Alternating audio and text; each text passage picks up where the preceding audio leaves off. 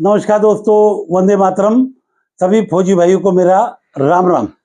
दोस्तों, स्पर्श पर हमारा ASI यानी कि एनुअल स्टेटमेंट ऑफ इनकम ये जारी हो गया है, ये अपलोड हो गया है। यह बहुत सारे लोगों का फॉर्म 16 उसमें आया हुआ है। यह भी 5-6 दिन पहले शुरू हुआ है और 31 जुलाई की डेट बहुत करीब आ रही है। तो ऐसे समय अगर आपने ITR नहीं भरा तो आपको क्या क्या ध्यान रख करके ITR भरना है, या अपने CA के पास आपने क्या क्या जानकारी देना है, और अगर ITR भरना है तो क्यों जरूरी है, अगर लेट भरेंगे तो कितनी पेनाल्टी लगेगी, कहीं आपको नोटिस ना आ जाए, या आपको क्या कार्रवाई करना है। क्योंकि इस फाइनेंशियल ईयर जो 31 मार्च को खत्म हुआ है उसमें हमारे को पेंशन के अलावा बहुत बड़ा अमाउंट OROP-2 का भी मिला है, और हमारे इनकम में क्या क्या आता है जो पेंशन के दायरे में है, ये सब कुछ इस वीडियो के माध्यम से बता रहा हूं। क्योंकि मैंने पेंशन जाने के बाद खुद का तो ITR भरा ही भरा है, साथ में 2000 पूर्व सैनिकों का, जिसमें कर्नल, ब्रिगेडियर, इस सबके ITR मैंने भरे हैं। और ITR की बारीकियों को, उसके टैक्स स्लैब को और खासकर पेनल्टीज को मैंने अच्छे से समझता हूँ।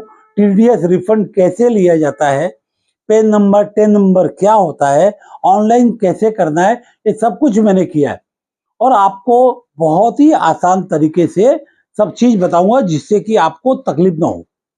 और आप जो भी ITR आपका फाइल करेंगे उसके पास आपको क्या क्या जानकारी देना है, ये बहुत ही अच्छे तरीके से इस वीडियो में बताने जा रहा हूं। और खासकर बताऊंगा मैं ये कि आपका फॉर्म 16 में क्या होता है, ASI में क्या होता है, और आपको किस किस के ऊपर टैक्स लगेगा या कौन से टैक्स में इनकम में आता है। क्योंकि अब आप चाह कर भी कुछ छुपा नहीं सकते, तो जानकर ही आप इससे निजात पा सकते हो, समस्या को सुलझा सकते हो। तो इस वीडियो के माध्यम से पूरा के पूरा वीडियो आपको बहुत ही स्पष्ट तरीके से आसान शब्दों में बताने जा रहा हूं।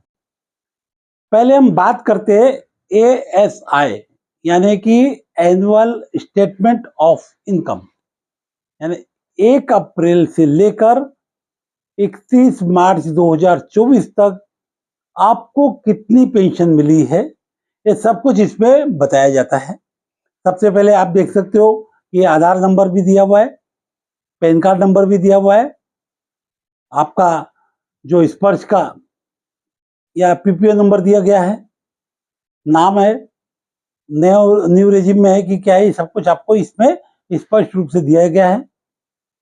ये आपकी बेसिक जानकारी के बाद आपको डेट वाइज कब कब आपको पेंशन मिली है,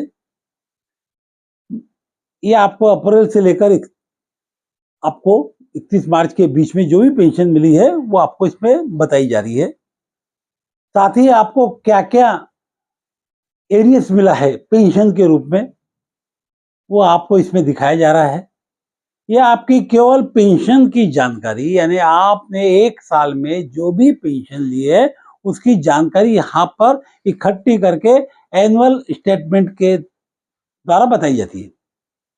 और केवल इसके आधार पे आप ITR नहीं भर सकते हो।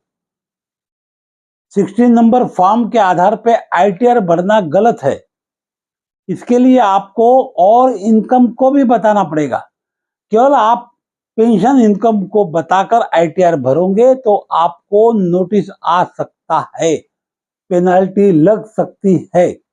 इसके लिए आपको आपके बैंक में कितना ब्याज मिला, क्योंकि इन आपके जो भी पैसा रखा हुआ है FD में या आपने MI में, उसकी जो ब्याज मिलती है वो भी टैक्सेबल है।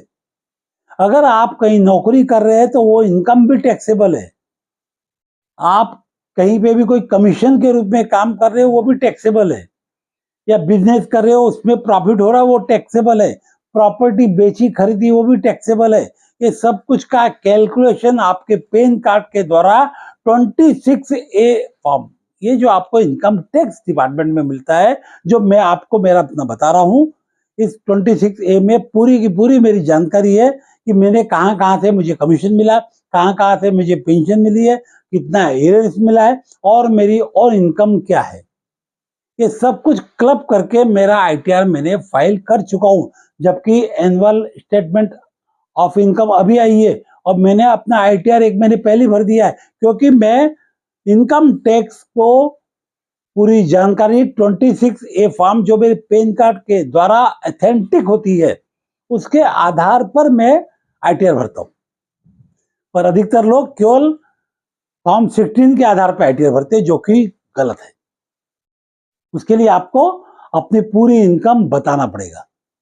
मेरे एक एक जानकारी इनकम की मेरे 26A फॉर्म में पैन कार्ड के द्वारा निकल जाती है, डाउनलोड हो जाती है। उसके आधार पर मैं आईटीआर भर देता हूँ।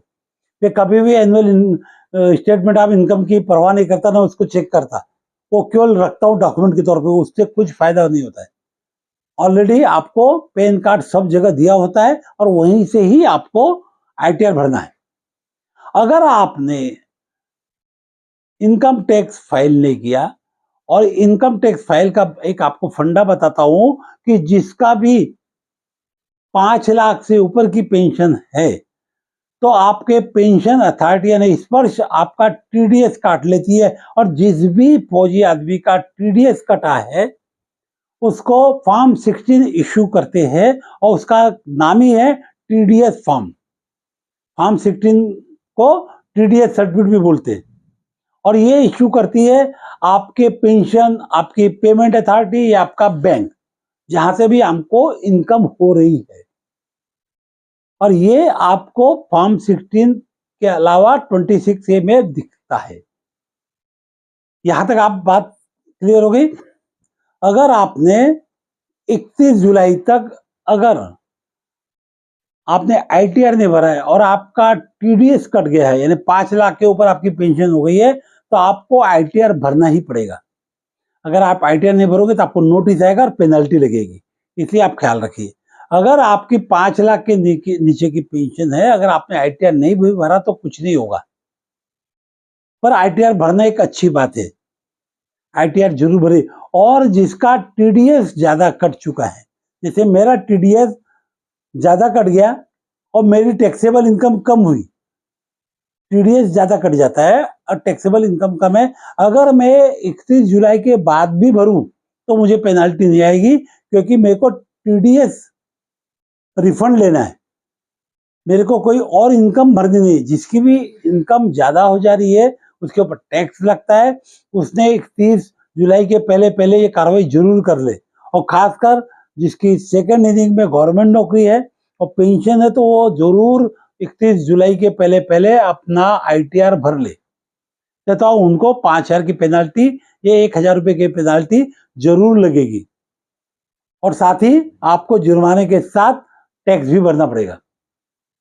तो इसके लिए आप इस बात को सोच लीजिए, देख लीजिए, 26A फॉर्म को देख लीजिए, आपकी इनकम को कैलकुलेट कर लीजिए, और आप आईटीआर के बारे में जरूर ध्यान दीजिए। अगर मैं आईटीआर लेट भी भरता हूं तो भी मुझे पेनाल्टी नहीं लगेगी, क्योंकि ऑलरेडी मैंने टीडीएस सबमिट कर दिया है, या मेरा एडवांस टैक्स मेरा डिडक्ट हो चुका है, और मैं उसको रिफंड के लिए इस फाइनेंशियल ईयर में कभी भी भर सकता हूं, तो मुझे पेनल्टी नहीं लगेगी। पर आपका टीडीएस नहीं कटा और आपको रिफंड नहीं आ रहा है और आपने आईटीआर नहीं भरा, तो आपको तकलीफ हो सकती है। तो दोस्तों, मेरा प्रयास है आपको सही चीज बताना, और मैं बताता आपको कोई भी चैनल पे इससे अच्छी और सही जानकारी कोई नहीं दे सकता, क्योंकि मैं खुद उस चीज को करता हूं और मैंने उस चीज को किया है, मैंने एक एक चीज को समझा है, और आपको ये एकदम स्पष्ट रूप से बता रहा हूं कि पैनिक नहीं होना है। 26A फॉर्म आप डाउनलोड कर दीजिए इनकम टैक्स डिपार्टमेंट से, आपका पूरा के पूरा इनकम आ जाएगी। अगर आपकी इनकम टैक्सेबल है तो आप जरूर भरे, और अगर आपको टैक्स लगे न लगे फिर भी आईटीआर जरूर भरे। 31 तारीख के पहले पहले भरोगे, कोई पेनाल्टी नहीं लगेगी। तो दोस्तों, आईटीआर पर सटीक जानकारी, अच्छी जानकारी आपको पहुंचाइए, इसको लाइक करें, शेयर करें, लोगों को बताएं। नमस्कार, थैंक यू, जय हिंद, वंदे मातरम।